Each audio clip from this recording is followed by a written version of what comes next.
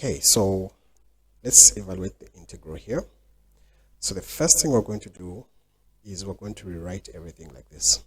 So we'll say the integral of 2 over x squared dx plus integral of root x. Now we know that root x is x to the power half dx. So I've just split the integral to the 2. I'll push the constant, which is the 2. So if I push the 2 outside the integral, I'll have 1 over x squared plus x power half. I needed the x here, integral dx. So I'll rewrite this now. We'll say 2 integral x to the power negative 2 dx plus integral x to the power half with respect to x, like that.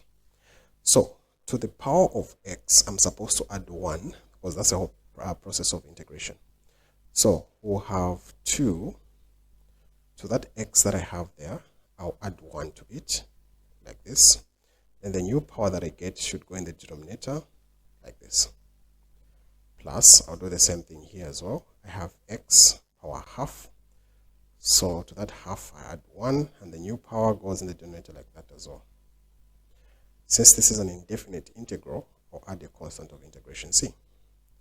So this becomes 2, open bracket, x to the power negative 1 divided by negative 1 plus this becomes x to the power 3 over 2 divided by 3 over 2, like this, plus the constant of integration.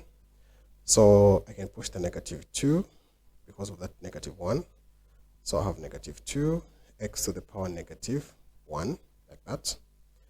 This fraction is in the denominator, so I can reciprocate it in the numerator as 2 over 3 x to the power 3 over 2 plus c.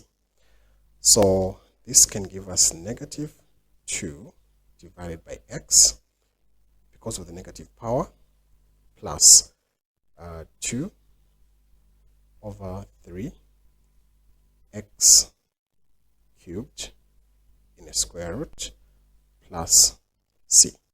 So the idea here is, just in case you missed it, you have x power 3 times 1 over 2. That's how I'll split the power of x, which was 3 over 2. Then this becomes the square root of x cubed. So there we have it. This is our final answer.